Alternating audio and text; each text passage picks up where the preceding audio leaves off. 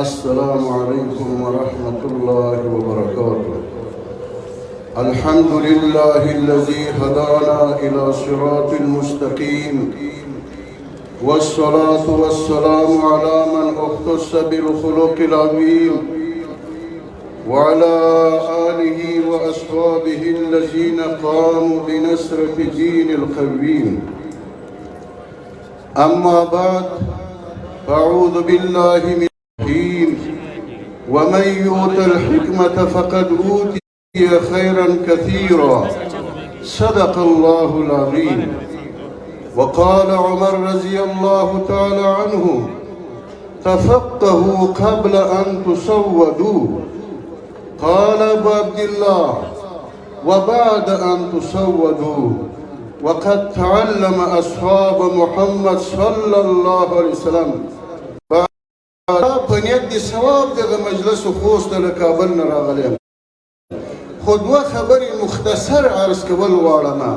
د یو تعلق له فضلای کرامو سره ده، او د دویمه خبرې تعلق هغه د عامو مسلمانانو مظلوم ملت د افغانستان سره ده. فضلای حضراتو ته یو وصیت و نصیحت لکه د مشر ورور کشر ورور ته هغه دا کوم چې کتاب درس و تدریس سره به خپل تعلق ساتئ. تدریس سره به تعلق نه ختموئ. خدا نکرده که تدریس سره د تعلق ختم که، د علم سلسله درنه ختمه سوه، د دغه اجتماع د ویډیوګانې او د خلکو حضور بیا به خدا نکرده آینده کې تا ته فی غور و عار وي چې دستاربندي دې وکړه او اوس یو مسلې باندې خدا نکرده نه پیږي، نو کتاب سره یو کتاب تدریسوي، زورادي سرپیبایی خو تدریس سره خپل تعلق ساتي. موقوف علیه د علم په حق د فضلاو کې، په حق د ټول اهل علم کې هغه دوه شیان دي. اول شی هغه محنت او کوشش ده. علم حاصل خاص په داسې مجالسو باندې نه حاصلېږي، دستاربندي القاب باندې د خلکو په حضور باندې. موقوف علیه د علم هغه دوه شیان دي، اول محنت او کوشش. وروسته له دې نه د تاسې د محنت او کوشش زمانه هغه شروع شوه. یو قول ده منسوب ده امام ابو حنیفه رحمه الله ته: العلم لا یؤتیک بعضه حتی تؤتیه کلک. وای علم یوه حصه هم تا ته نه درکوي، په دې لحاظ سره بخیل غوندې شی ده تر څو چې ټول ځان ورته وقف نه کړي، مطالعه وکړي، کوشش وکړي، درس و تدریس وکړي. دا شیوخ چې داسې ګوري دا سپین ږیري حضراتو دا نور دا خالی په داسې جلسو باندې نه دي راغلي، محنتونه یې کړي، کوششونه یې کړي، تکرارونه یې کړي، مطالعه یې کړي. نو سوال و محنت درته کومه د کوشش و د مطالعه. یو معنی د کوشش و مطالعه هغه موبایل ده، هغه فیسبوک ده، هغه گیمونه دي. نو سوال کوم ټولو ته، خصوصا علماو ته، خاص بیا فضلای کرامو ته چې فیسبوک و غیره ته طلاق علما ورکوي، خپل تعلق له کتاب سره وساتئ. او دویم شی موقوف علیه د علم هغه ادب ده، هغه تواضع ده، هغه تقوا ده. خاص په استعداد هم نه کېږي، خاص په مطالعه هم نه کېږي. له بلې خوا نه به الله ته سوالونه کوو، تقوا به کوو، ادب به کوو، تواضع به کوو. الله جل جلاله به علم اختراع کی. جناب شیخ سمیع الله راشد صاحب نور الله مرقده زما استاد او د ډېرو علماو استاد کړمبی شیخ صاحب په ختم د بخاري شریف کې دغه ذکر حسن وکړ. هغه به یو قصه کوله د عبرت لپاره، قصه به یې کوله. وایي موږ جامع حقانی کې دوره حدیث کوو، مولانا عبدالحق نور الله مرقدهونه.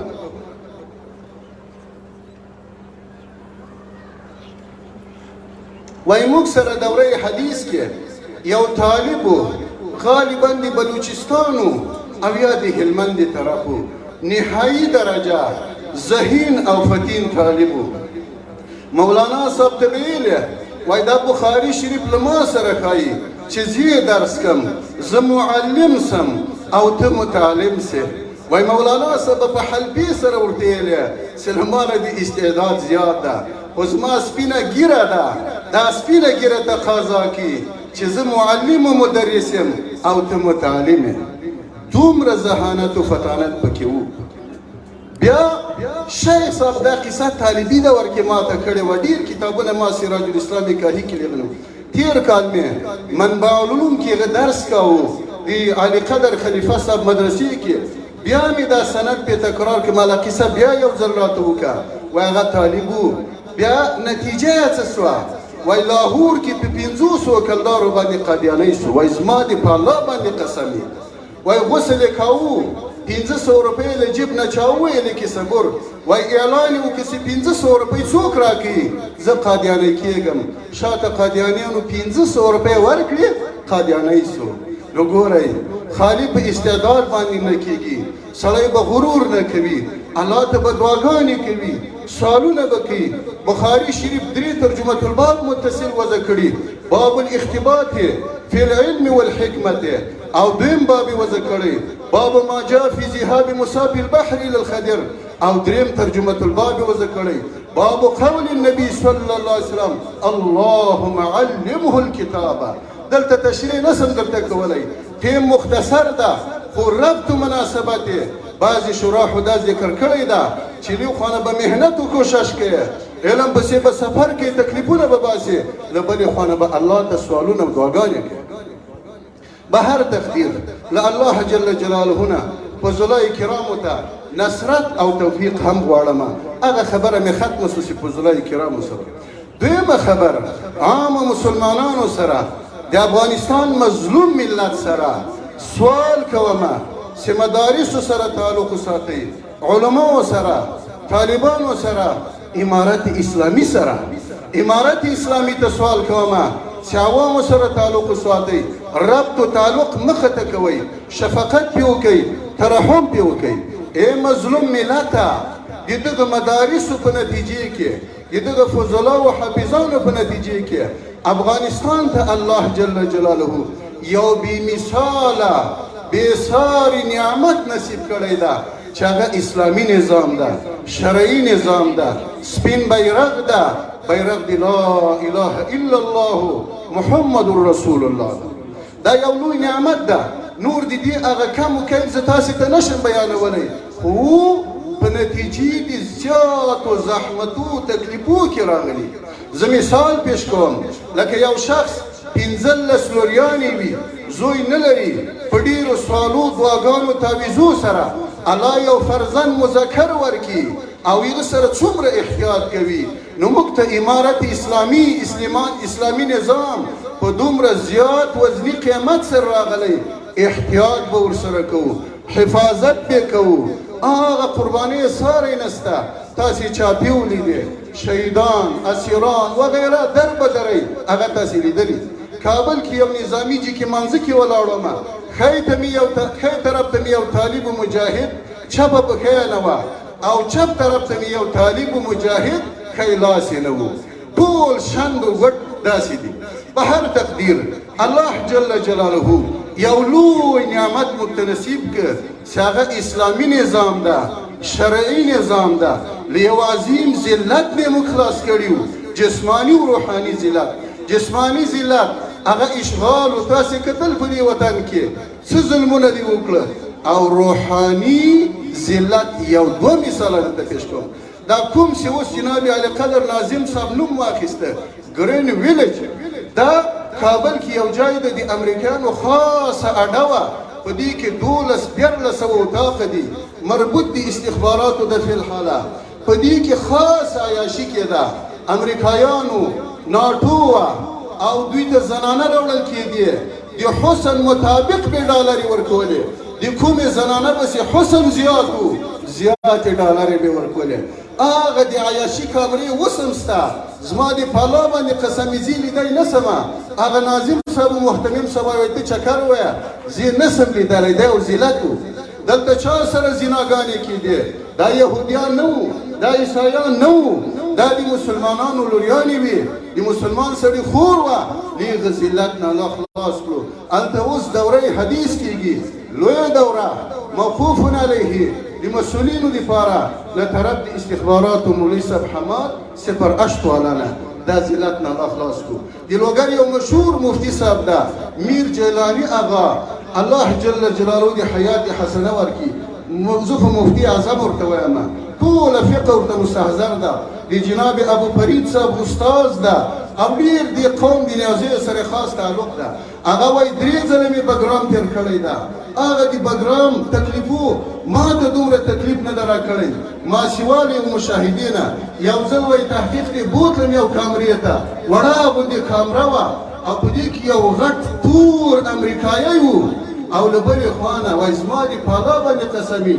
لکه ګروپ او برق داسې نجلکۍ ښایسته ورسره ناسته وه ډېره ترجمانه وه وایي زه چې ولاړم دواړه کامرې کې سره یو ځای وو او له کامرې چې راووتم دواړه سره یو ځای ناست وو وایي ټول دا 3 ځلې زندان په ما باندې دومره مؤثر نه ده واقع سوی لکه دغه حادثه مې چې ولیده وایي ټوله زړه راتله نو له دغه ذلت نه الله جل جلاله د دغه مدرسو په توسط سره د دغه طالبانو حافظانو په قربانۍ سره الله جل جلاله خلاص کړو اوس موږ داسې نه وایو چې دا امارت هغه تنها د امیر المؤمنین ده هغه د وزیرانو صاحبانو ده هغه د جناب علی قدر عمري صاحب ده هغه د والیانو ده د نورو ده نه دا د تاسې ټولو امارت ده خدا نه کرده د دنیا له میډیا نه متاثر نه سئ غلط تاثر حاصل نه کوي دا خو د وخت نظام وي زه کله قسم خورم چې ابوبکر صدیق رضی الله تعالی عنه هغه راسي کابل کې امیر المؤمنین او دغه رعیت وي بیا به هم ګیلې و بانې وي په دې چې د خلکو تقاضا زیاته وي او حکومت په هغه پسې بررسي نشي کولی نو دا ګیلې به نه کوو سوالونه به الله تعالی ته کوو چې دغه نظام دی د موږ تر مرګه پونه الی یوم القیامت وګرځي سپین بیرغ دغه نظام نورې خبرې ختمومه نو ګوره د دې خلکو نسبت صحابه کرامو ته مه کوئ د مسؤلینو تابعینو ته یې مه کوئ تابعینو ته یې مه کوئ 3 کاله 2 کاله وړاندې حکومت وکړي په هغو کې څه عیاشي وه څه بحاشي وه څه عریاني و که نه تاسې یو کندارۍ په نامه د تعدیل سره چې نه شکل د انسان خوږه خندا راته په غېږ کې د ژړا راوله د ماشومتوب هغه وختونه خدایه بیا راوله د وحشتونو دغه ستړې سلسله ختمه کړه زولن یې ماتې کړه بچیانو ته بابا راوله خزان کړه د ترخي خزان بدرنګه څېره په ټول جهان د پسرلي مسته فضا راوله چې ظالمان کاندي په دار د مظلومانو تر مخ داسې قانون د عدالت داسې قضا راوله چې سپین بیرغ حسبي د سپین طالب په سپینه ماړي خدای راتلونکی یې داسې هر اختر په ما راوله په قیادت کې د سپېڅلي ګران طالب مجاهد د امارت نظام په دې ټوله دنیا راوله چې د مفتون طالب د زړه تر حاکمان شو پرې پر کافرانو ستا د قهر انتها راوله نعرې تکبیر خپلو خبرو ته خاتمه ورکوم تعدیل شکل به تاسې لیدلی که نه شکل د انسان نه ده لا داسې حیثیت لري یو ورور یو جنرال رازق چې مردار سو د ظلم هغه خانه تنها جنرال تعدین 10 کوره وزیر اکبر خان کې لري فلحال زه یو کور کې اوسمه دا له فتح نه یو میاشت مخکې اخیستی وایي راغی دغه کور ته دننه یې ډېر هم نه کاته له دې باندې نه یې په 2 لکه $، واخیسته نو د امني قمندانو یو عادي شخصیت و او د موږ د امارت اسلامي مسؤلینو ته ګورئ څو ورځې وړاندې یو اقتصادي وزیر صاحب و عالم و ښه قوي وزیر ما ته یې ویله وایي نه خو استخبارات والا نه امیر المؤمنین یې تا ته زه حساب درکړم وایي والله بالله سمت الله څه پاسه یو کال کېږي چې زه وزیر شوی یم علاوه له تنخواه نه 10 افغانۍ په ما باندې حرامې قطعي کې چې نه په ناجایزې طریقې او نه په جایزې حیلې طریقې باندې مې حاصل کړي وي نو بیا سوال کوو چې امارت اسلامي سره به خپل تعلق ساتو بایکاټ به نه کوو میډیا نه به نه متاثره کوو دا څو خبرې د تاسې په خدمت کې ما عرض کړې د زړه ګیلې خو زیات وي خو چونکې دلته وخت تنګ ده اقول قولي هذا استغفر الله لي ولكم لسائر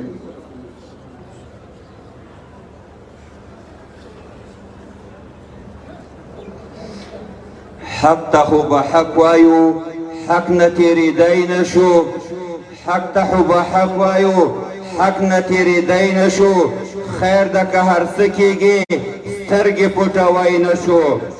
موږ په دې سپېڅلي دین ډېرې قربانۍ ورکړې. موږ په دې سپېڅلي دین ډېرې قربانۍ ورکړې. وینې د شهید لالي چا باندې پلوری نشو.